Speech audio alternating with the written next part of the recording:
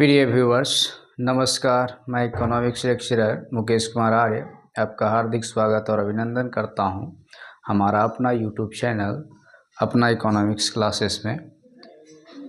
आज हम लोग डिस्कस करेंगे जैसा कि आप जानते हैं कि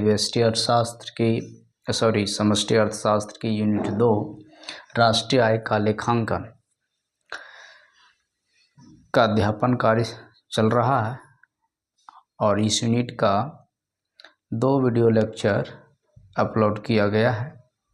इसके बाद के प्रकरण से संबंधित वीडियो लेक्चर जो है अपलोड किया जा रहा है। आज हम लोग इस वीडियो लेक्चर में अध्ययन करेंगे राष्ट्रीय आय से संबंधित समुच्चयों का। राष्ट्रीय आय से संबंधित समुच्चय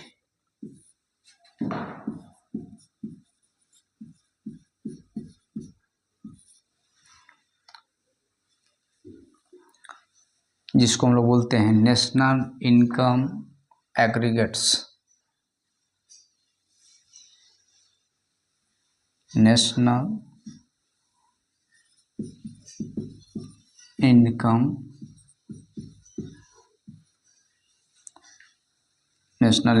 एग्रीगेट्स।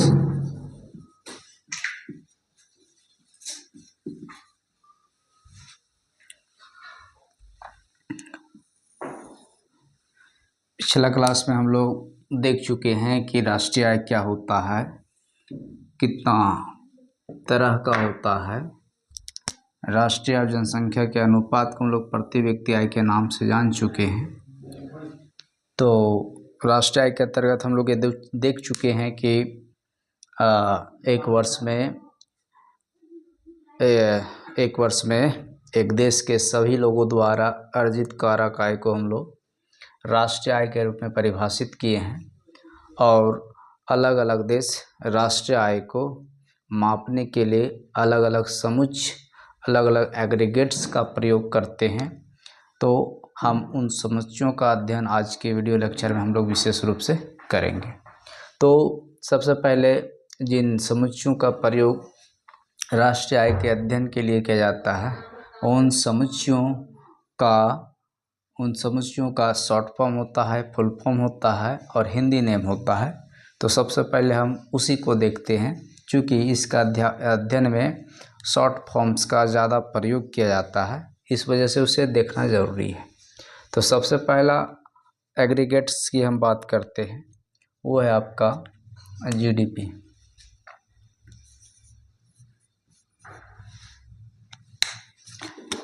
और इसका फुल फॉर्म होता है ग्रॉस डोमेस्टिक प्रोडक्ट, जिसको हिंदी में हम लोग बोलते हैं सकल घरेलू उत्पाद।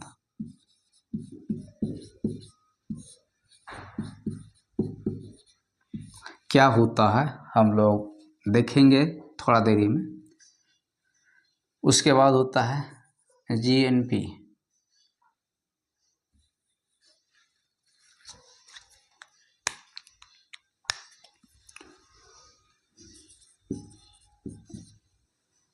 जीएनपी होता है, इसको हम लोग बोलते हैं cross national product.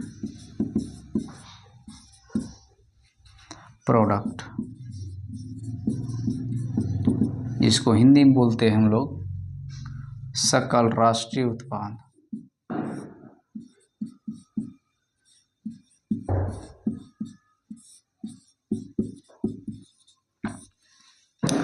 Next aggregates जो है वो है हम लोग का एनडीपी।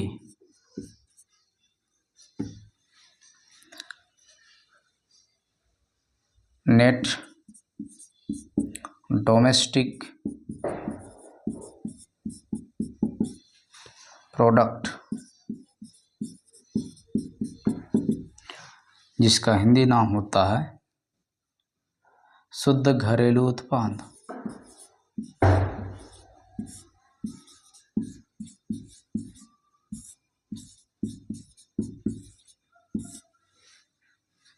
और नेक्स्ट है आपका NNP,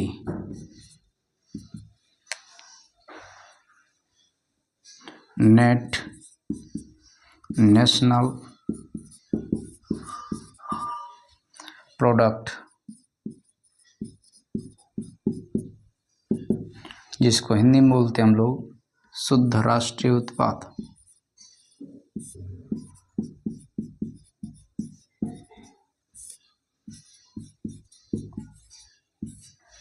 ये मेरा राष्ट्रीय आय से संबंधित 4 फेमस समुच्चय है, फेमस एग्रीगेट्स है।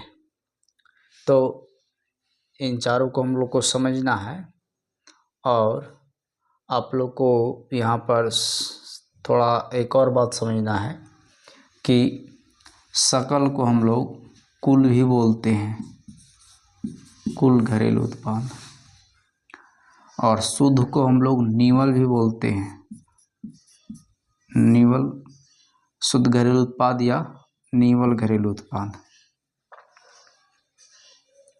तो ये नेट का मतलब शुद्ध भी होता है, निवल भी होता है, और ये क्रॉस का मतलब सकल भी होता है, कुल भी होता है, और इसको हम टोटल भी बोल सकते हैं, ग्रॉस को टोटल भी बोलते हैं, टोटल डोमेस्टिक प्रोडक्ट। ये थोड़ा सुनने और समझने वाली बात थी। तो इन राष्ट्रीय आय से संबंधित समुच्चयों का आकलन 2 मूल्य पर या 2 लागत पर किया जाता है, जिसमें से एक को हम लोग बोलते हैं साधन लागत या साधन मूल्य पर, फैक्टर कॉस्ट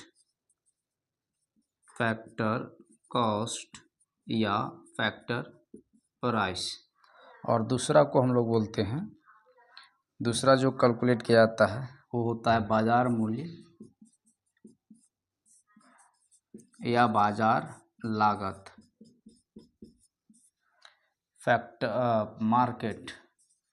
मार्केट प्राइस या मार्केट कॉस्ट।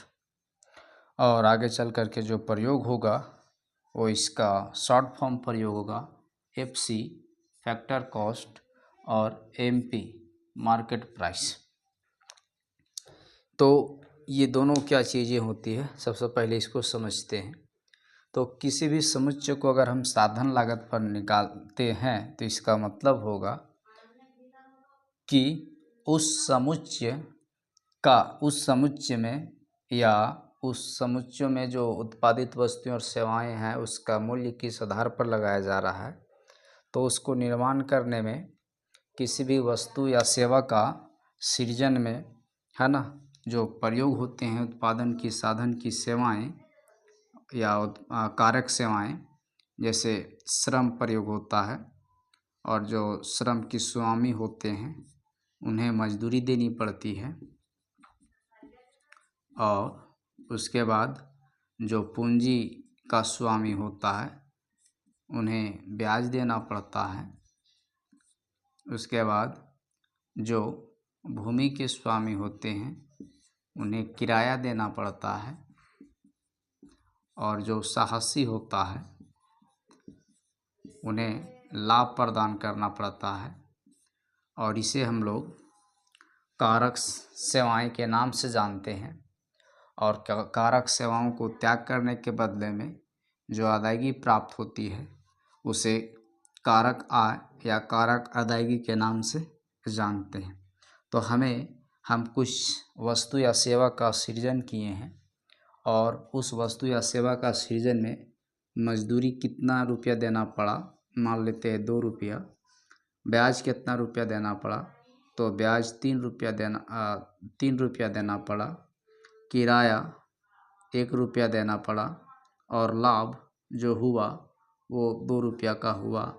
तो हम मानेंगे कि 2 और 3 5 और 1 6 और 2 8 रुपया में X वस्तु निर्माण किया गया, और X वस्तु की 1 इकाई का कीमत 8 रुपया है, तो ये 8 रुपया जो होगा वो कहलाएगा साधन इस एक्स वस्तु का कीमत जो ये 8 रुपया है वो कहलाएगा कि वो वस्तु की कीमत साधन लागत पर 8 रुपया है। और वही वस्तु जैसे ही मार्केट में चला जाएगा, ये वस्तु जैसे ही मार्केट में आ जाएगा बिकने के उद्देश्य से, मार्केट में आ जाएगा बेचने के उद्देश्य से, तो क्या होगा, इस वस्तु पर टैक्स लग जाएगा। और कौन सा टैक्स लगेगा, तो आईटी इनडायरेक्ट टैक्स लगेगा, अप्रत्यक्ष कर,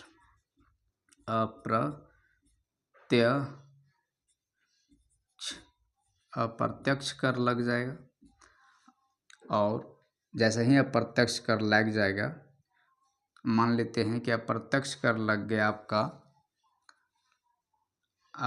50 पैसा, 50 पैसा जो है वह अप्रत्यक्ष कर लग गया। अब इसका मूल्य हो जाएगा कितना, तो 8.5 रुपया, 8.5 रुपया। तो ये कहलाएगा कि ये जो 8.5 रुपया है वो ये एक्स वस्तु का कीमत 8.5 रुपया किस मूल्य पर है, तो बाजार मूल्य पर है, बाजार मूल्य पर है या बाजार लागत पर है। जबकि ये अगर 8 रुपया की हम बात करेंगे तो ये कहलाएगा कि ये साधन लागत पर है या साधन मूल्य पर है। तो बाजार मूल्य और साधन लागत में एक फ़र्क होता है, और ये फ़र्क यही है कि बाजार मूल्य में वस्तुएं और सेवाएं की कीमत में अप्रत्यक्ष कर जुड़ा रहता है, और साधन लागत के मूल्य में ये अप्रत्यक्ष कर जो रहता है वो माइनस रहता है। अच्छा, अब अभी हम तो यहाँ पर अप्रत्यक्ष कर को ऐड कर दिए, तो बाजार मूल्य के रूप में इसको बदल दिए।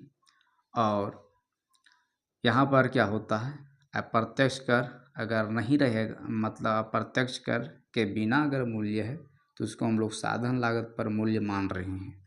एक कॉन्सेप्ट और यहाँ पर आता है कि उत्पादन को प्रोत्साहित करने के लिए सरकार जो होती है वो कभी कभी आर्थिक सहायता देती है।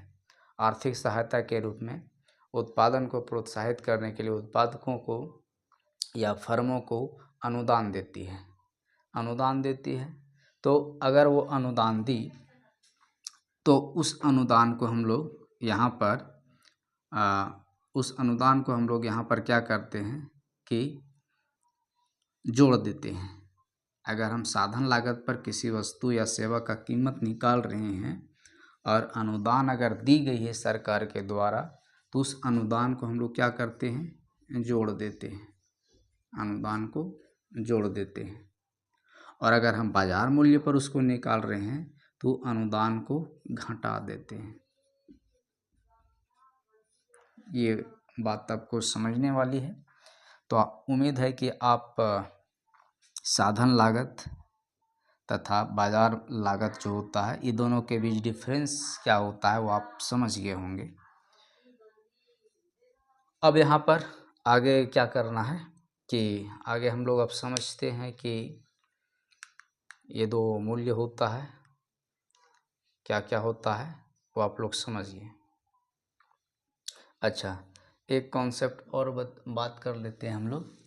ये तो 4 समुच्चयों की बात हुई, हम लोग एक एक समुच्चयों का डिटेल अध्ययन करेंगे फिलहाल। और जो शॉर्ट फॉर्म और फुल फॉर्म प्रयोग में आएंगे इस चैप्टर का विश्लेषण करने के लिए, उसको हम लोग बहरहाल देखते हैं। इसका शॉर्ट फॉर्म बनता है मेरा FC या FP, और इसका शॉर्ट फॉर्म बनता है MP या MC। जब हम इस समुच्चयों को कैलकुलेट करेंगे, या तो हमें इस मूल्य पर कैलकुलेट करना पड़ेगा या तो हमें इस मूल्य पर कैलकुलेट करना पड़ेगा। दोनों में से एक मूल्य पर कैलकुलेट करना हमारी एक मजबूरी बन जाएगी। एक मतलब क्या होगा कि एक तरीके का नियम रहेगा कि हम चाहें इनको इस मूल्य पर कैलकुलेट करें या फिर इस मूल्य पर। ये दोनों मूल्यों के बीच डिफरेंस क्या होता है आप समझ गए होंगे, ऐसा मुझे उम्मीद है। तो और हम लोग बात करते हैं, क्या बात कर लेते हैं।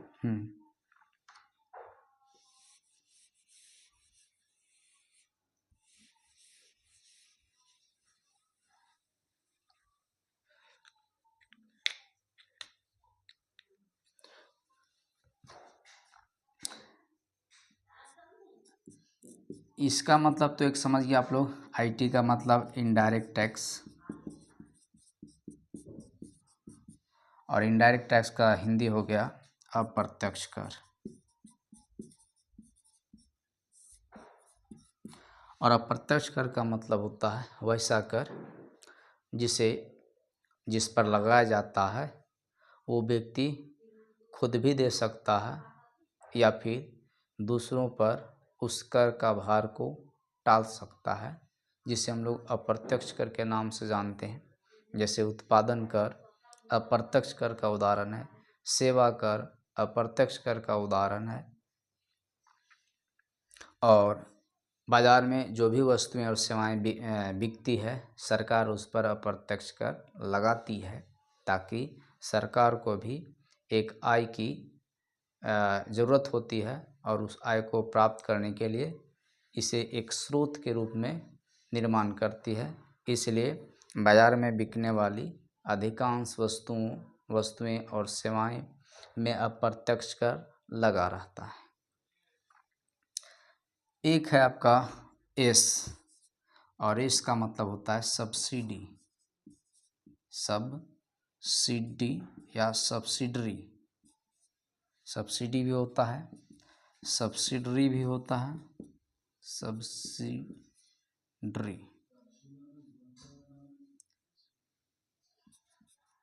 जिसको हम लोग बोलते हैं अनुदान या आर्थिक सहायता।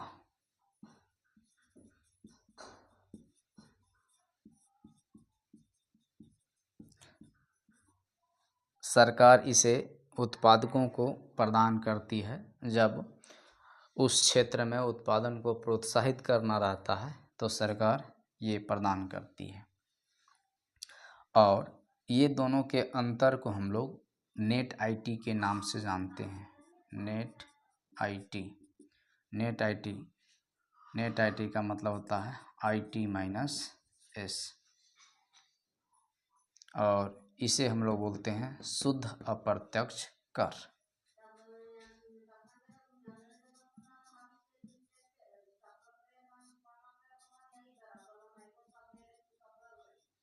शुद्ध अप्रत्यक्ष कर। तो शुद्ध अप्रत्यक्ष कर क्या होता है? अगर ये क्वेश्चन आता है कि शुद्ध अप्रत्यक्ष कर किसका अंतर होता है, अप्रत्यक्ष कर का, अनुदान का, अप्रत्यक्ष कर और अनुदान का अंतर होता है। तो किसका अंतर होता है?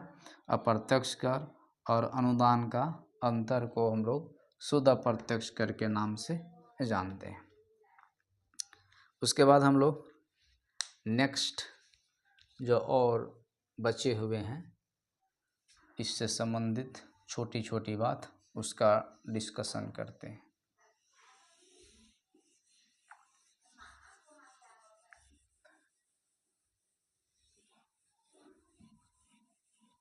ये आप लोग जो शॉर्ट फॉर्म है फुल फॉर्म है उससे आप लोगों को तोता जैसा रटना पड़ेगा या इसे समझ सकते हैं, क्योंकि आगे चल कर के ये शॉर्ट फॉर्म बहुत प्रयोग में आएंगे। इसलिए आपको हर हाल में in short form, full form, Hindi name और इंग्लिश नेम को जानना है, क्योंकि क्वेश्चन के रूप में फुल फॉर्म भी पूछा जा सकता है। अब हम लोग नेक्स्ट आते हैं नेक्स्ट शॉर्ट फॉर्म पर, और उसको हम लोग बोलते हैं NFIA, और इसको हम लोग बोलते हैं net factor income, net factor income earning from abroad. Net factor income earning from abroad, विदेशों से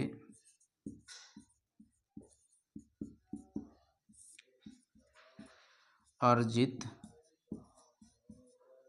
विदेशों से अर्जित शुद्ध कारक आय।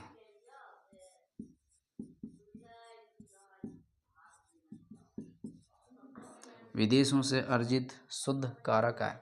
अर्जित का मतलब होता है कमाना, और शुद्ध कारक आय, शुद्ध कारक आय का मतलब होता है, शुद्ध कारक आय का मतलब होता है कि अब सबसे पहले कारक आय, कारक आय का मतलब हम किसी तरह का उत्पादन के साधन का हम त्याग करेंगे, देश के लोग त्याग करेंगे, तो उन्हें जो आय की प्राप्ति होगी उसे हम लोग कारक आय के नाम से जानते हैं। जैसे हम कहीं मेहनत करते हैं तो मजदूरी अगर मिलेगी तो उसे कारक आय हम समझ सकते हैं। हम अपना भूमि कहीं पर रेंट पर लगाए हैं, वहाँ मकान रेंट पर लगाए हैं, तो वहाँ से जो किराया मिलेगा कारक आय का एग्जाम्पल है।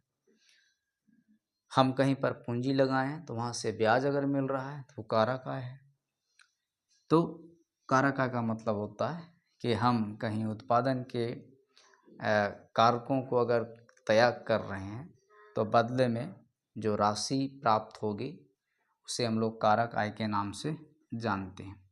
शुद्ध कारक आय का मतलब होता है, अब देखिए यहाँ पर हर देश के लोग, ज़रूरी नहीं होता है कि वे अपने ही देश में काम करें।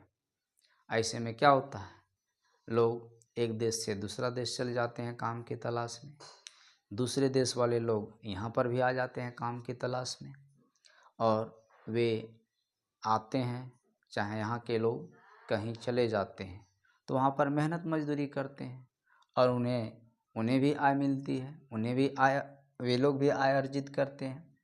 तो इंडिया वाले, इंडियन, हाँ इंडियन कहीं कहाँ गए, तो अमेरिका गए, इंग्लैंड गए, हाँ उसके जर्मनी गए, सऊदी अरब गए, कुवैत गए। अच्छा, अब यहाँ से यहाँ पर जाके लोग कमाते हैं, तो मान लेते हैं कि 10 करोड़ इंडियन जो हैं 10 करोड़ रुपया कमाएं, इसको हम लोग बोलते हैं। और इंडियन की जो हम बात करेंगे वहाँ हम लोग इसको कह सकते हैं स्वदेशियों द्वारा अर्जित कारक है। क्या कहेंगे, स्वदेशियों द्वारा अर्जित कारक है,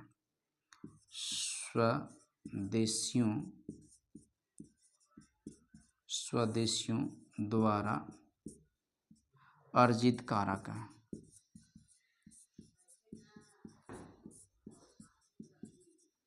यानी भारतीय दुनिया के अन्य देशों में जाकर जो कमा रहे हैं उसी को हम लोग बोल रहे हैं स्वदेशियों द्वारा अर्जित कारक है। अब ज़रूरी है, अभी ये भी तो बात हो सकता है कि यहाँ वाले लोग जो हैं, हाँ इन देशों वाले लोग जो हैं वो यहाँ पर आ जाएं काम करने के लिए, और जब यहाँ पर काम करने के लिए आएंगे तो इन्हें यहाँ से भी ये मजदूरी लेकर के जाएंगे, तो इसको हम लोग बोलेंगे विदेशियों द्वारा अर्जित कारक है। विदेशियों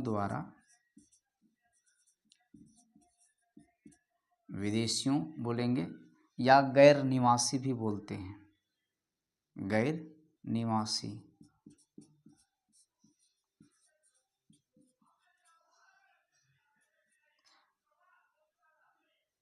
निवासियों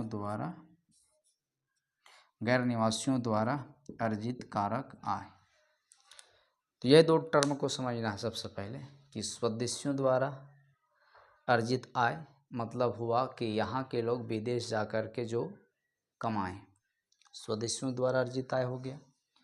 और विदेश के लोग यहाँ से कितना कमा के चल गए, तो मान लेते हैं कि ये तो 10 करोड़ कमाए यहाँ वाले, और ये जो विदेशी जो थे यहाँ से मान लीजिए 8 करोड़ कमा कर ले गए, तो हम कहेंगे कि, और या भी सोच करके बता सकते हैं कि विदेशों से अर्जित शुद्ध कारक आय कितना होगा। पहला ऑप्शन है 10 करोड़, दूसरा ऑप्शन है 8 करोड़, तीसरा ऑप्शन है 18 करोड़, और चौथा ऑप्शन है 2 करोड़। तो विदेशों से अर्जित शुद्ध कारक आय क्या होता है? स्वदेशियों द्वारा अर्जित कारक आय में से घटा देते हैं विदेशियों द्वारा अर्जित शुद्ध कारक आय को, यानी तो कितना आएगा घटा देने पर? 10 माइनस ये 10 करोड़ है, ये 8 करोड़ है, घटाने पर कितना आएगा? 2 करोड़। और ये 2 करोड़ क्या होगा? तो यही 2 करोड़ जो है सो NFIA, net factor income earning from abroad, विदेशों से अर्जित शुद्ध कारक आय। तो कितना हुआ? 2 करोड़। आगे चल करके आपको क्वेश्चन भी पूछा जा सकता है। NFIA होता है स्वदेशियों द्वारा अर्जित कारक है, विदेशियों द्वारा अर्जित कारक है, स्वदेशियों तथा विदेशियों द्वारा अर्जित कारक आय का अंतर, इनमें से सभी। तो आपका सुटेबल ऑप्शन जो होगा वो स्वदेशियों और विदेशियों द्वारा अर्जित कारक आय के अंतर को हम लोग NFIA के नाम से जान रहे हैं। अब सवाल है NFIA जो है वो पॉजिटिव भी हो सकता है, नेगेटिव भी हो सकता है, इक्वल भी हो सकता है। तो कब पॉजिटिव होगा कब नेगेटिव होगा वो आप यहाँ से अनुमान लगा सकते हैं। जैसे ये जो अभी NFIA है तो ये पॉजिटिव है, वही अगर स्वदेशियों द्वारा अर्जित कारक आय कम हो जाएगा विदेशियों द्वारा अर्जित कारक आय से, तो तब NFIA नेगेटिव हो जाएगा। और इक्वल हो जाएगा, जैसे 10 करोड़ विदेशी लोग भी कमा कर ले गए और स्वदेशी लोग भी बाहर से 10 करोड़ कमा कर ले आए 1 वर्ष की अवधि के दौरान, तो हम बोलेंगे NFIA वहाँ पर इक्वल हुआ। तो NFIA की कहानी आप लोग समझ गए। उसके बाद हम लोग इसमें जो है उम्मीद है कि शॉर्ट फॉर्म, फुल फॉर्म और छोटा छोटा जो कॉन्सेप्ट था वो क्लियर हो गया। अब हम लोग बात करते हैं करके उन समस्याओं का जो राष्ट्रीय आय से संबंधित है उनका। आप जानते होंगे या सुने होंगे कि राष्ट्रीय आय को व्यक्त करने के लिए हर देश अलग अलग समस्याओं का प्रयोग करता है। जैसे भारत में जो है वो GDP भी है, GNP भी है, NDP में भी व्यक्त की जाती है, NNP में भी व्यक्त किया जाता है।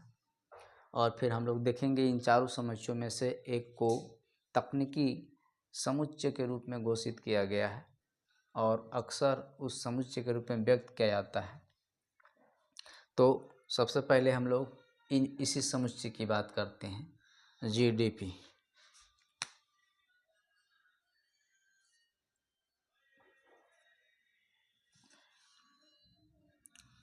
सबसे पहला क्वेश्चन है GDP का full form, gross domestic product या टोटल डोमेस्टिक प्रोडक्ट।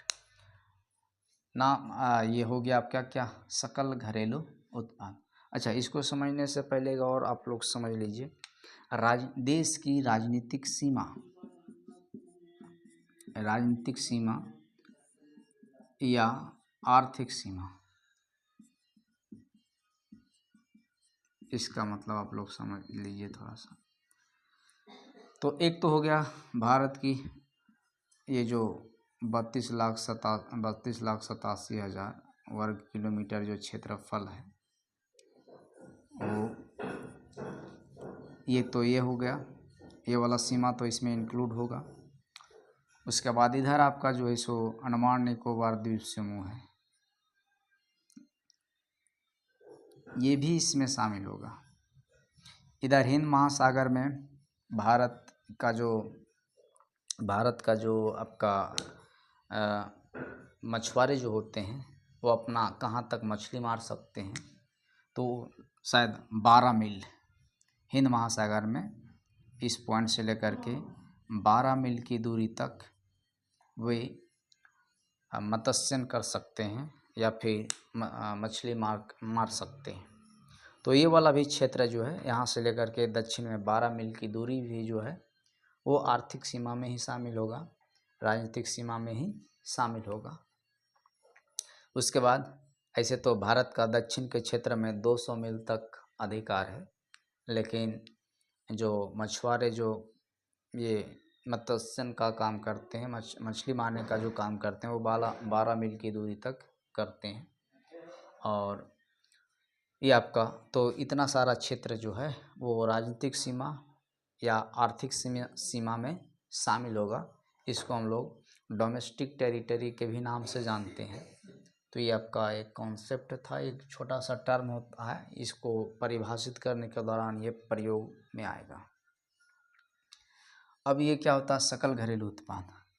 तो उत्पाद, तो इसका मतलब होता है कि वस्तु का भी उत्पादन और सेवा का भी उत्पादन दोनों शामिल रहेगा।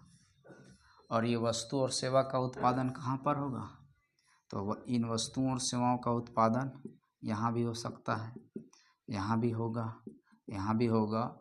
और ये 12 मील तक की जो दूरी में मछली मारने का जो काम किया जा रहा है वो भी शामिल होगा। तो इसको हम लोग बोलते हैं कि एक वर्ष में देश के लोगों द्वारा या देश के निवासियों द्वारा या देश के निवासियों द्वारा उत्पादित वस्तुओं और सेवाओं के कुल मूल्य को हम लोग सकल घरेलू उत्पाद के नाम से जानते हैं। देश की आर्थिक सीमा के अंदर एक वर्ष में देश के निवासियों द्वारा अर्जित कारक आय को हम लोग सकल घरेलू उत्पाद के नाम से जानते हैं। इस आर्थिक सीमा के अंदर देश के निवासियों द्वारा उत्पादित वस्तु और सेवा के मूल्य को हम लोग जीडीपी के नाम से जानते हैं। अच्छा, अब यहाँ पर थोड़ा सा इसको आप लोग को समझना है। निवासी का मतलब ज़रूरी नहीं कि देश का नागरिक हो। हालांकि नागरिकता जो है इसको अलग अलग तरीके से लोगों को मिलती है, जिसको पॉलिटिकल साइंस में पढ़ा जाता है। जन्म से नागरिकता प्राप्त होती है। आप उस देश में कुछ वर्षों तक रह गए, 6-7 वर्षों तक भारत की बात होती है, तो आप उस देश का नागरिक के लिए जो है इसको अप्लाई कर सकते हैं। तो निवासी और नागरिक में डिफरेंस होता है। निवासी का मतलब होता है कि एक तो हो गए कि यहाँ के लोग जो हैं वो यहाँ के निवासी। दूसरा होता है कि कुछ अगर बाहर के लोग यहाँ पर रह रहे हैं एक से अधिक वर्षों से बाहरी लोग अगर भी यहाँ पर रह रहे हैं और उनका आर्थिक रुचि का केंद्र भी ये जगह है, तो वे लोग इस देश के निवासी कहलाएंगे। आर्थिक रुचि के केंद्र का मतलब होता है आर्थिक क्रियाएं, लोगों द्वारा की जाने वाली जो आर्थिक क्रियाएं हैं, उपभोग, उत्पादन, वितरण और तरह तरह का जो व्यवसाय है ना, वे व्यवसाय आप इस क्षेत्र में कर रहे हैं, इस देश में कर रहे हैं। आप देशी हैं कि विदेशी हैं वो अलग बात हो जाता है।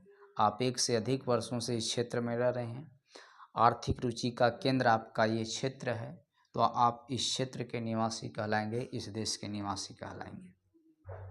अच्छा, दूसरा एक और बात होता है, आर्थिक रुचि का केंद्र हो और आपका जो है एक से अधिक वर्षों से इस क्षेत्र में रह रहे हैं, तो आप इस देश के निवासी कहलाएंगे, भारत के निवासी कहलाएंगे। दूसरा होता है कुछ अंतर्राष्ट्रीय स्तर की संस्थानें होती है, इंस्टीट्यूट होता है, उनकी इकाइयाँ भी कई देशों में सेटअप होती है, उनका यूनिट जो होता है उन देशों में स्थापित किया रहता है। और उस संस्थाओं में अगर भारतीय लोग कार्यरत हैं तो वे भी इस देश के निवासी कहलाएंगे। और अगर विदेशी व्यक्ति उन संस्थाओं में कार्यरत है और वह इकाई अगर इस देश में है तो वे निवासी के अंतर्गत शामिल नहीं होंगे, वे गैर निवासी कहलाएंगे, वे विदेशी कहलाएंगे। इतना आपको समझना है। फिलहाल जो मुख्य आधार बनाना है आर्थिक रुचि का केंद्र, और 1 से अधिक वर्ष से इस क्षेत्र में वे रह रहे हैं।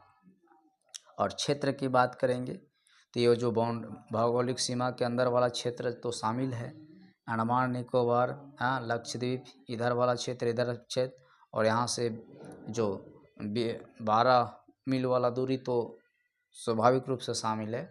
200 मील वाला भी क्षेत्र जो है वो यहाँ पर शामिल किया जा सकता है। तो इसको हम लोग बोलते हैं आर्थिक सीमा या राजनीतिक सीमा। और इस राजनीतिक सीमा में भारतीय निवासियों द्वारा उत्पादित सभी वस्तु और सेवा के मूल्य को हम लोग जीडीपी के नाम से जानते हैं। अब यहाँ पर आप लोग ये तो समझ गए होंगे, हाँ समझ गए होंगे। अच्छा, दूसरा बात आप लोग को क्या जानना है कि अभी हम लोग बात किए थे कि राष्ट्रीय आय से जो संबंधित समुच्चय हैं जीडीपी, जीएनपी, एनडीपी, एनएनपी, ये समुच्चय जो होते हैं या तो फैक्टर कॉस्ट पर कैलकुलेट होते हैं या तो मार्केट प्राइस पर कैलकुलेट होते हैं, या तो फैक्टर कॉस्ट पर कैलकुलेट होते हैं या तो मार्केट प्राइस पर कैलकुलेट होते हैं। ये आपको जानना है। तो अगर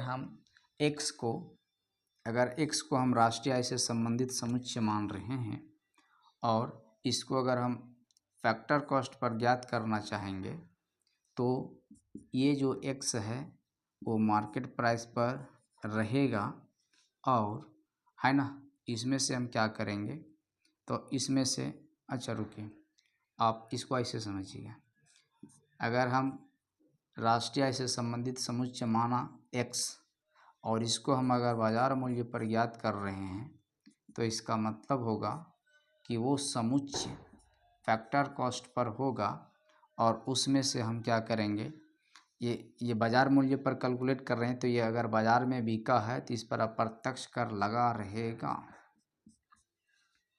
और अगर सरकार उन चीज़ों के निर्माण में किसी तरह का अनुदान प्रदान की है तो वो माइनस हो जाएगा।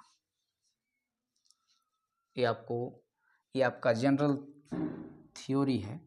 और हम क्या करेंगे आगे चल करके, ये जो x है वो राष्ट्रीय आय से संबंधित समुच्चय को बताता है और राष्ट्रीय आय से संबंधित मुख्य समुच्चय 4 हैं और उन चारों समुच्चयों को हम x के जगह पर फिट कर देंगे, अप्लाई कर देंगे। जैसे अब यहाँ पर ये तो हो गया। दूसरा बात क्या है कि अगर हम जीडीपी को पढ़ रहे हैं और जीडीपी से संबंधित हम ये निकालना चाह रहे हैं, जीडीपी को मार्केट प्राइस पर निकालना चाह रहे हैं तो x के जगह पर जीडीपी पुट कर देंगे, बाकी जो है जनरल चीज़ जो है वही रहेगा। x के जगह पर हम जीडीपी पुट कर रहे हैं और मार्केट प्राइस पर अगर हम जीडीपी को निकाल रहे हैं, बाज़ार मूल्य पर सकल घरेलू उत्पाद को कैलकुलेट कर रहे हैं तो उसमें अप्रत्यक्ष कर जुटता है और अनुदान माइनस होता है। ये आप समझ गए होंगे। उसी तरीके से अगर हम जीएनपी को निकालना चाहेंगे तो x के जगह पर हम जीएनपी पुट कर देंगे, मार्केट प्राइस पर निकालना चाहेंगे तो क्या होगा, जीएनपी भी जो होगा वो फैक्टर कॉस्ट पर रहेगा, उसमें से हम अप्रत्यक्ष कर जोड़ेंगे और सब्सिडी माइनस करेंगे। हम एनडीपी अगर निकालना चाहेंगे मार्केट प्राइस पर तो हम क्या करेंगे, एनडीपी अगर फैक्टर कॉस्ट पर जो वैल्यू दिया रहेगा उसमें से अप्रत्यक्ष कर जोड़ देंगे और अनुदान माइनस कर देंगे। एनएनपी अगर हमको निकालना रहेगा तो वैसे ही करेंगे, एनएनपी जो है वो फैक्टर कॉस्ट पर रहेगा और अप्रत्यक्ष कर जोड़ेंगे और सब्सिडी माइनस करेंगे। तो ये आपका एक ये जनरल क्या हो गया, ये जनरल मतलब फार्मूला हो गया। ये आप याद रखिएगा। तो आप x के जगह पर राष्ट्रीय आय से संबंधित जो समुच्चय है वो आप जो है सो इसमें पुट करते जाइएगा और उससे संबंधित फार्मूला तैयार होते जाएगा। आपको इसके जगह पर ये भी लिखा मिल सकता है क्या कि अप्रत्यक्ष कर अनुदान का अंतर क्या होता है, तो शुद्ध अप्रत्यक्ष कर होता है जिसको हम लोग नेट आईटी के नाम से जानते हैं। ये कभी कभी इस तरीके से लिखा हुआ मिल सकता है। NIT, N से नेट, I से इनडायरेक्ट और T से टैक्स। तो इस दोनों के जगह पर ये वाला भी लिखा मिल सकता है, ये वाला भी लिखा हुआ मिल सकता है, तो आप लोग हड़बड़ाइएगा नहीं। अब उससे क्या होता है कि उससे अगर ये ऐसा होता है तो हम ये दोनों के जगह पर इसको लिख सकते हैं और ये प्लस में है। तो अब हम कोई समुच्चय अगर फैक्टर कॉस्ट पर निकालना चाहेंगे, कोई समुच्चय जो है सो फैक्टर कॉस्ट पर निकालना चाहेंगे तो क्या होगा,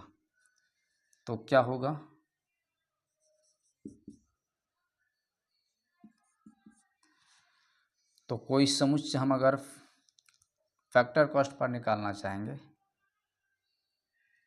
तो ये वाला जो है,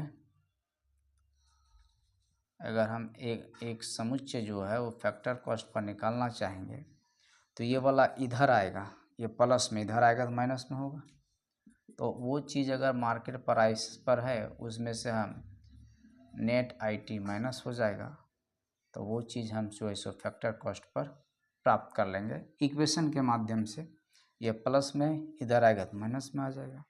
और एक्स क्या है तो हम बार बार रिपीट कर रहे हैं, राष्ट्रीय आय से संबंधित समुच्चय है, GDP है, GNP है, NDP है, NNP है। तो उम्मीद है कि आप इतना समझ गए होंगे। आप इसके फेर में नहीं रहिएगा, ये अभी बार बार आएगा और धीरे धीरे आपका कॉन्सेप्ट जो है सो क्लियर हो जाएगा। तो GDP में हम लोग समझें कि देश के निवासियों द्वारा राजनीतिक सीमा या आर्थिक सीमा के अंदर एक वर्ष में उत्पादित सभी वस्तुओं और सेवाओं के मूल्य को हम लोग GDP के नाम से जानते हैं। अच्छा, अब यहाँ पर GDP का मतलब क्या हुआ, हाँ ये तो हो गया। उसके बाद इसके बाद वाला जो समुच्चय है वो आपका है GNP।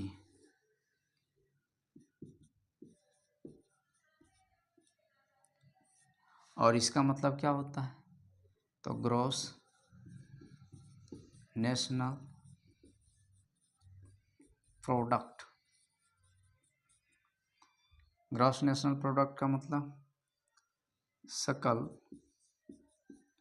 राष्ट्रीय आय या कुल राष्ट्रीय आय। अब इसमें क्या होगा तो इसमें भी सभी तरह के वस्तुएं और सेवाएं एक वर्ष में जो उत्पादन की जाएगी उनका मूल्य यहाँ पर भी शामिल रहेगा। तो फिर सवाल उठता है कि ये इस कॉन्सेप्ट से अलग है या फिर वही है। तो यहाँ पर आपको समझना पड़ेगा कि एक वर्ष में देश के निवासियों, एक वर्ष में देश के निवासियों द्वारा देश की आर्थिक सीमा के अंदर और आर्थिक सीमा के बाहर जितने वस्तुएं और सेवाएं उत्पादित की गई वे मूल्य यहाँ पर शामिल होंगे। देखिएगा फिर से, सभी तरह की वस्तुएं और सेवाएं जो एक वर्ष में उत्पादन की गई किसके द्वारा, देश के लोगों के द्वारा, निवासियों द्वारा, कहाँ कहाँ, आर्थिक सीमा या राजनीतिक सीमा मतलब हुआ ये 32.8 लाख वर्ग किलोमीटर के अंदर अंडमान निकोबार द्वीप में 12 मील सामुद्री प्रादेशिक सीमा 12 मील है ना, यहाँ जो उत्पादन की गई वो कहलाएगा आर्थिक सीमा। ये कहलाया, क्या कहलाया, आर्थिक सीमा या राजनीतिक सीमा। और इसके बाहर भी उत्पादन किया गया, इसके बाहर भी उत्पादन किया गया। यहाँ के लोगों का कंपनी अमेरिका में है, इंग्लैंड में है, जर्मनी में है, फ्रांस में है, तो वहाँ भी तो उत्पादन किया जा रहा है और वे लोग कहाँ के, भारतीय निवासी हैं। तो उन देशों में जो वस्तुएं और सेवाएं उत्पादित की गई वो भी शामिल होगा यहाँ पर। और उसको हम लोग डिनोट करते हैं NFIA से। NFIA से कंप्लीट हो गया। जो देश के बाहर या आर्थिक सीमा के बाहर उत्पादन किया जा रहा है वस्तुओं और सेवाओं का, और उसको बेचने से जो आय की प्राप्ति होगी NFIA के अंतर्गत आएगा। अच्छा, वो तो शामिल हो गया इसमें। और देश की आर्थिक सीमा के अंदर जो वस्तुएं और सेवाएं उत्पादित की गई देश के निवासियों के द्वारा, उसे हम लोग GDP से डिनोट किए हैं। GDP से डिनोट किए हैं। तो GDP में हम NFIA को जोड़ देते हैं, तब ये वाला प्राप्त होता है। तब क्या प्राप्त होता है? GNP तब प्राप्त होता है।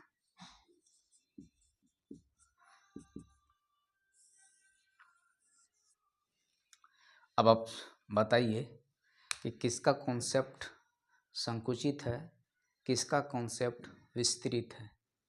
तो आप समझ पा रहे होंगे कि GDP में देश के निवासियों द्वारा आर्थिक सीमा के अंदर उत्पादित वस्तुओं और सेवाओं का मूल्य ऐड होता है, जबकि यहाँ पर देश के निवासियों द्वारा उत्पादित वस्तुएं और सेवाएं देश के आर्थिक सीमा के अंदर तथा बाहर उत्पादित हुई, उसके कुल मूल्य को हम लोग GNP के नाम से जानते हैं। तो यहाँ पर हो गया कि ये GNP हो गया। तो GNP का जो क्षेत्र होता है वो विस्तृत होता है, और इसका जो क्षेत्र होता है वो संकुचित होता है। किसका? GDP का क्षेत्र संकुचित होता है, GNP का क्षेत्र विस्तृत होता है। अब यहाँ पर एक GK के तहत समझ लीजिए कि अर्धविकसित देशों का जो होता है, अर्धविकसित जो देश होते हैं, कम विकसित देश जो होते हैं, उनकी GDP ज़्यादा होती है। GDP ज़्यादा होने के पीछे किसके तुलना में GDP ज़्यादा होती है? GNP की तुलना में। कारण क्या होता है? अर्धविकसित देश होते हैं, लो कैटेगरी का टेक्निक होता है, कच्ची सामग्री का उत्पादन करते हैं, कच्ची सामग्री का निर्यातक बने रहते हैं, तो इनका जो GDP होता है वो GNP से कम होता है। जबकि विकसित देश जो होते हैं उनके पास उन्नत तकनीक होती है, उनका कंपनी कई देशों में स्थापित रहता है, इसलिए उनका GNP जो होता है ये वाला बढ़ जाता है। इस कारण विकसित देशों का GNP अधिक होता है, विकसित देशों की GDP अधिक होती है, ये बात होती है। अच्छा, अंतर्राष्ट्रीय स्तर के जो संस्थानें होती है, वर्ल्ड बैंक, IMF जो होता है, वो GNP के आधार पर देशों को रैंकिंग तय करती है, जबकि देश स्तर की जो संस्थाएं होती है वो GDP के आधार पर, ये बात होती है। अब हम लोग बात करते हैं कि ये भी राष्ट्रीय आय से संबंधित समुच्चय है और ये भी राष्ट्रीय आय से संबंधित समुच्चय है। दोनों समुच्चयों के बीच फ़र्क आप लोग समझ गए होंगे कि इसका पहला डिफरेंस इसका फुल फॉर्म, दूसरा डिफरेंस कि आर्थिक सीमा के अंदर देश के निवासियों द्वारा एक वर्ष में अर्जित वस्तुओं और सेवाओं के कुल मूल्य शामिल है। देश के निवासियों द्वारा अर्जित आर्थिक सीमा के अंदर तथा आर्थिक सीमा के बाहर उत्पादित वस्तुओं और सेवाओं का मूल्य शामिल है। GDP का क्षेत्र संकुचित है, GNP का क्षेत्र विस्तृत है। यहाँ तक आप समझ गए होंगे। इस तरीके से आप अर्धविकसित देशों की GDP ज़्यादा होती है, विकसित देशों की GNP अधिक होती है ना। तो ये आपका, जब ये दोनों के बीच, दोनों कॉन्सेप्ट के बीच डिफरेंस लिखने की बात हो तो आप इस तरीके से लिख सकते हैं। दूसरी बात, आपको हम फिर रिपीट कर रहे हैं कि हम जितने समुच्चयों का अध्ययन करेंगे वे या तो मार्केट प्राइस पर कैलकुलेट होंगे या तो फैक्टर कॉस्ट पर कैलकुलेट होंगे, और जब तक हम इसे यहाँ पर ऐड नहीं करते हैं तब तक ये फार्मूला जो होता है वो सही नहीं होता है। जैसे अगर हम इसको फैक्टर कॉस्ट पर कैलकुलेट करेंगे तो ये वाला भी समुच्चय फैक्टर कॉस्ट पर होना चाहिए। अब ये फार्मूला जो है सो सही हुआ। ये फार्मूला अपने आप में अधूरा है। और अगर हम मार्केट प्राइस पर इसको कैलकुलेट करना चाहेंगे तो क्या होगा, ये वाला भी समुच्चय जो है वो मार्केट प्राइस पर होना चाहिए प्लस NFI है। आगे चल कर के क्वेश्चन भी आ सकता है कि अच्छा, यहाँ से एक बात और समझिएगा कि ये यहाँ पर GNP है ना, क्या है, GNP है और GNP है।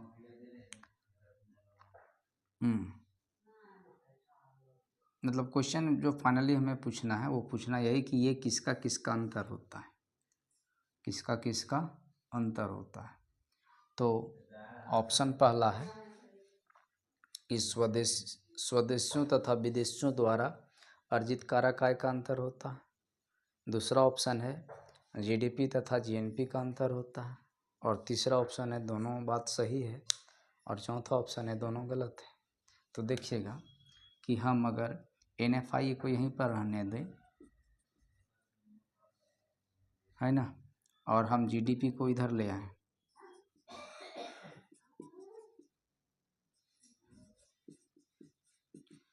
तो ये दोनों का अंतर जो होता है वो NFI होता है। और पहले से आप सीख चुके हैं कि स्वदेशियों तथा विदेशियों द्वारा अर्जित कारक आय का अंतर भी NFI होता है।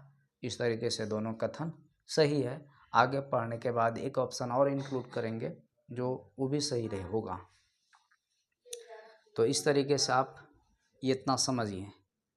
तो एक यहाँ आपका दो फार्मूला अलग हो गया और यहाँ तो है ये है। अगर हम GNP को अगर हम मार्केट प्राइस और फैक्टर कॉस्ट पर कैलकुलेट करना चाहेंगे तो यहाँ से आप देखिए ये आपका है मार्केट प्राइस पर, वही फैक्टर कॉस्ट पर कैलकुलेट करना चाहेंगे तो कैसे कैलकुलेट होगा, इक्वेशन के माध्यम से। हम GNP FC को राइट साइड रहने देते हैं और लेफ्ट साइड में है GNP MP। तो ये प्लस में है प्रत्यक्ष कर, तो बराबर के लेफ्ट साइड आएगा तो माइनस में हो जाएगा और ये माइनस में तो इधर आके प्लस में हो जाएगा। तो इस तरीके से ये फैक्टर कॉस्ट पर फॉर्मूला बन जाएगा। यानी थोड़ा सा इसमें फार्मूला की मात्रा है लेकिन घबराने की बात नहीं है। आप ये जनरल जो फार्मूला है उसको सीख लीजिएगा और सीखने से ये परिभाषित भी हो जाते हैं और आपका जो न्यूमेरिकल क्वेश्चन दिया जाएगा तो उसका हल भी आसानी से होगा।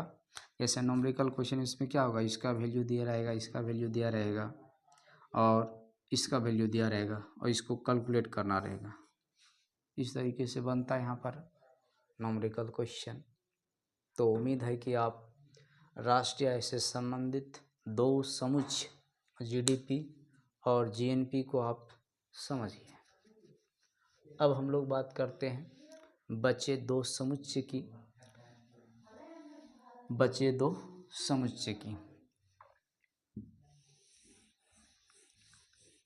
कौन कौन बचा हुआ है, तो बचा हुआ है आपका NDP और NNP। ये दोनों समुच्चयों को आप अगर समझ गए होंगे तो बचा हुआ दो समुच्चय भी समझने में कोई दिक्कत नहीं होगा। जैसे तीसरा समुच्चय क्या है, NDP है और चौथा समुच्चय आपका क्या है, NNP है। तो पहला बात कि full form net domestic product,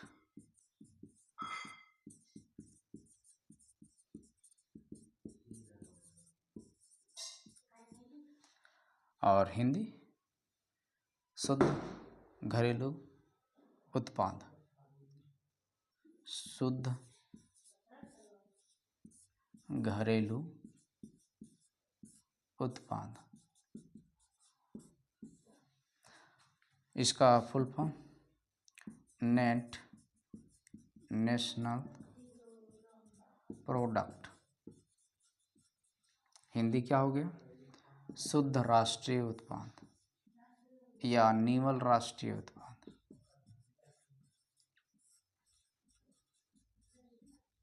अच्छा, अब यहाँ पर देखिएगा कि एक आप लोग पुराना वीडियो में बताया गया है कि मूल्यह्रास भी एक कॉन्सेप्ट होती है जिसको हम लोग स्थिर पूंजी का उपभोग के नाम से जानते हैं। और मूल्यह्रास स्थिर परिसंपत्तियों के मूल्य में कमी आती है और उसका कारण होता है अप्रचलन, टूट फूट, घिसावट। ये सब कारणों से स्थिर परिसंपत्तियों की मूल्य में कमी आ जाती है, स्थिर संपत्तियों के मूल्य का ह्रास हो जाता है, जिसे हम लोग मूल्यह्रास के नाम से जानते हैं। और उसको हम लोग इंग्लिश में डिप्रिसिएशन बोलते हैं, डी से डिनोट भी करते हैं। तो वो अभी यहाँ पर प्रयोग होगा। जैसे आपका जो है वो हम लोग इसको पढ़ रहे हैं और ये जो होता है वो अंतर होता है किसका, जीडीपी का और मूल्यह्रास का। यही है मूल्यह्रास, डी फॉर डिप्रिसिएशन या मूल्यह्रास। और ये दोनों के अंतर को हम लोग एनडीपी बोलते हैं। वहीं एनएनपी में क्या होता है, तो एनएनपी में क्या होता है, जीएनपी और मूल्यह्रास का अंतर होता है। समझिए, एनडीपी सकल घरेलू उत्पाद और मूल्यह्रास का अंतर होता है, एनएनपी सकल राष्ट्रीय आय और मूल्यह्रास का अंतर होता है। अच्छा, अब आप लोग ये जो होता क्या है, अभी ये अपने आप में एक अधूरा फार्मूला है जब तक हम इसको या तो मार्केट प्राइस पर नहीं परिभाषित करते हैं या फैक्टर कॉस्ट पर। अगर हम मार्केट प्राइस पर परिभाषित करने जा रहे हैं तो ये अगर समुच्चय मार्केट प्राइस पर है तो इस समुच्चय को भी मार्केट प्राइस पर रखना पड़ेगा। और यदि हमें फैक्टर कॉस्ट पर इस समुच्चय को, ये अथवा का साइन है, अगर इस समुच्चय को हम फैक्टर कॉस्ट पर कैलकुलेट करना है तो इस समुच्चय को भी हमको फैक्टर कॉस्ट पर रखना पड़ेगा। दोनों का दोनों कॉन्सेप्ट एक ही साथ प्रयोग नहीं करेंगे, चाहे हम बाजार मूल्य पर कैलकुलेट करें इस समुच्चय को, चाहे फैक्टर कॉस्ट पर। इस बात को बहुत ध्यान से देखिएगा। और इसको अगर हम जनरल फार्मूला बनाए तो क्या बनेगा, एक्स अगर राष्ट्रीय आय से संबंधित समुच्चय है या तो मार्केट प्राइस पर परिभाषित होगा या फैक्टर कॉस्ट पर, तो वो राष्ट्रीय आय से संबंधित समुच्चय जो है वो भी मार्केट प्राइस पर होना चाहिए, चाहे फैक्टर कॉस्ट पर होना चाहिए। और उसमें से हम डी को घटा देंगे और जहाँ एक्स बराबर चाहे एनडीपी होगा चाहे एनएनपी होगा। उसी तरीके से इसको भी हमें परिभाषित करना पड़ेगा, या तो मार्केट प्राइस या तो फैक्टर कॉस्ट।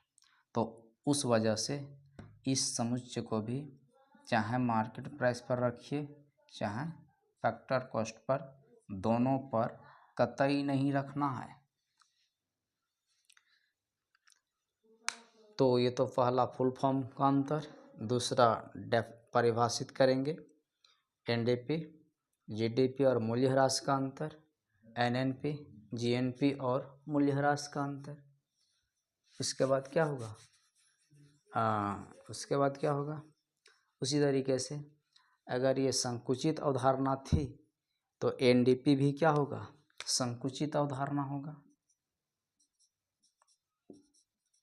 संकुचित अवधारणा होगा। और ये वाला क्या होगा, विस्तृत अवधारणा होगा।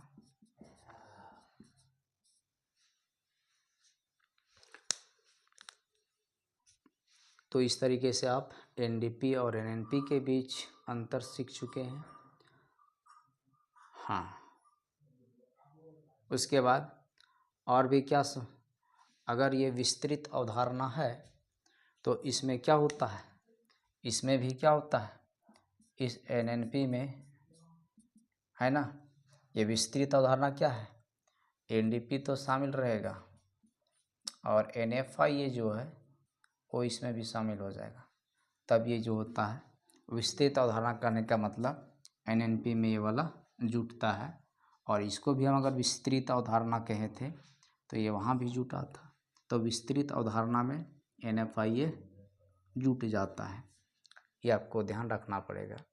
और फिर ये फार्मूला भी अधूरा है जब तक इसको मार्केट प्राइस या फैक्टर कॉस्ट पर परिभाषित नहीं करते।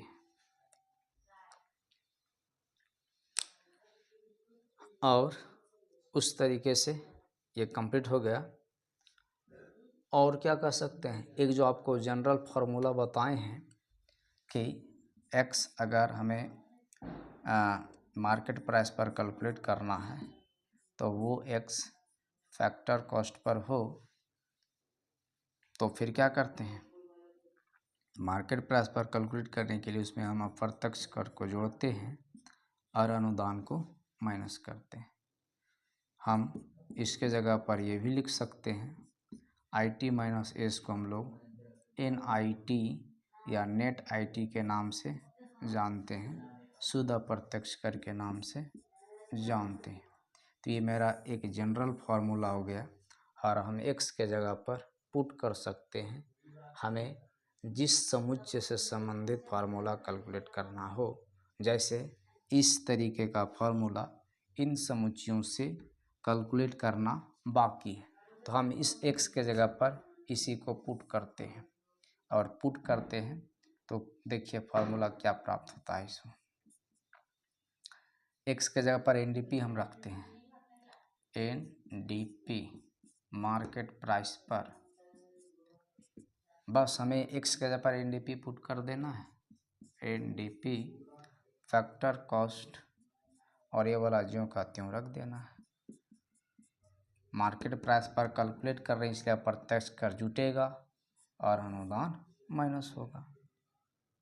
अगर हमें अच्छा उसके बाद क्या करना है, NNP अगर रख देते हैं तब क्या होगा, तो NNP का फार्मूला बन जाएगा, NNP एट मार्केट प्राइस पर कैलकुलेट करेंगे तो NNP eight factor cost plus IT minus S. तो इस तरीके से आप उम्मीद है कि समझ गए होंगे। थोड़ा फार्मूला की संख्या आपको ज़्यादा दिखाई पड़ रहा होगा, लेकिन आप थोड़ा एक दो बार देखिएगा इस वीडियो को, तो ये आपका जनरल फार्मूला अगर पकड़ में आ जाएगा तो ये चैप्टर उतना आसान भी हो जाता है। इस तरीके से हम लोग राष्ट्रीय आय से संबंधित समुच्चय GDP, GNP, NDP और NNP की कॉन्सेप्ट को देख चुके हैं। ये दोनों के बीच क्या अंतर होता है उसको भी देख चुके हैं। ये दोनों के बीच क्या अंतर होता है वो देख चुके हैं। ये दोनों के बीच किसका अंतर होता है, तो मूल्यह्रास का अंतर होता है। ये दोनों के बीच किसका अंतर होता है, तो मूल्यह्रास का अंतर होता है। एक चीज़ का और अंतर होता है, ये दोनों का अंतर भी NFI होता है और इसका भी अंतर NFI होता है। तो क्वेश्चन हम बना सकते हैं कि मूल्यह्रास एवं NFI किसका अंतर होता है, GDP GNP का, NDP तथा NNP का, दोनों का, किसी का नहीं। तो इस तरीके से आपके प्रश्न बन सकते हैं, ऑब्जेक्टिव, सब्जेक्टिव और न्यूमेरिकल टाइप क्वेश्चन। अच्छा, और ये समुच्चय जो हुए वो या तो मार्केट प्राइस पर कैलकुलेट हुए या तो फैक्टर कॉस्ट पर कैलकुलेट हुए। तो 4 समुच्चय, इस मूल्य पर 4 और 4 इस मूल्य पर, टोटल 8 समुच्चय प्राप्त हुए। और 8 समुच्चय में से एक समुच्चय NNP FC को राष्ट्रीय आय के रूप में चिन्हित किया गया है। ये आपको ध्यान देना है, 1 नंबर का क्वेश्चन आता है। ये 8 समुच्चय में से आपको 4 समुच्चय लिख दिए जाएंगे और आपसे क्वेश्चन पूछा जाएगा कि राष्ट्रीय आय को तकनीकी रूप से किस समुच्चय में व्यक्त किया जाता है, तो आप आंसर आपको देना है NNP@FC साधन लागत या कारक लागत पर शुद्ध राष्ट्रीय उत्पाद को हम तकनीकी रूप से राष्ट्रीय आय के रूप में व्यक्त करते हैं। अच्छा, और भारत में राष्ट्रीय आय की गणना CSO सेंट्रल स्टैटिस्टिक्स ऑर्गेनाइजेशन करता है, केंद्रीय सांख्यिकी संगठन करता है। और ये जो है वो अब फैक्टर कॉस्ट और मार्केट प्राइस पर कैलकुलेट ना करके ये कैलकुलेट करने लगा है राष्ट्रीय आय को किस रूप में, तो चाहे करेंट प्राइस का मतलब वर्तमान वर्ष का मूल्य, वर्तमान मूल्य पर, या तो कैलकुलेट करता है स्थिर मूल्य पर, बेस ईयर प्राइस, स्थिर मूल्य पर। तो जो CSO भारत का केंद्रीय सांख्यिकी संगठन जो है वो राष्ट्रीय आय की गणना करता है, और गणना करने के लिए इन दिनों या तो वो वर्तमान मूल्य पर राष्ट्रीय आय का कैलकुलेशन करता है, या तो स्थिर मूल्य पर। स्थिर मूल्य का मतलब पुराना वर्ष के मूल्य पर कैलकुलेट किया जाएगा, और वर्तमान मूल्य का मतलब होता है कि अभी वाला वर्ष, जैसे 2023-2024 वर्ष में GDP, GNP, NDP, NNP कितना है, और इससे पुराना वाला वर्ष में कितना है। तो इस तरीके से इसका कैलकुलेशन अभी चल रहा है। अब उम्मीद है कि आप राष्ट्रीय आय से संबंधित प्रमुख जो समुच्चय है GDP, GNP, NDP, NNP, ये दोनों समुच्चयों को बाजार मूल्य पर, फैक्टर कॉस्ट पर कैसे कैलकुलेट होता है, परिभाषित होते हैं, फार्मूला क्या होता है, ये देख चुके हैं। उसके बाद अब केंद्रीय सांख्यिकी संगठन जो है वो राष्ट्रीय आय की गणना चाहे वर्तमान मूल्य पर करता है, चाहे स्थिर मूल्य पर। लेकिन आपका जब क्वेश्चन आएगा तो ये वाला आपको याद रखना है, चूँकि एकेडमिक क्वेश्चन में ये पूछा जाता है। कॉम्पिटिटिव क्वेश्चन में आपको ये बात शामिल किया जाएगा। तो उम्मीद है कि आज का वीडियो हम यहीं पर समाप्त करते हैं। बहुत बहुत धन्यवाद। आप लाइक, शेयर और सब्सक्राइब करते रहिए। हम लगातार इस चैनल पर पूरा सिलेबस का वीडियो अपलोड करूँगा। Thank you.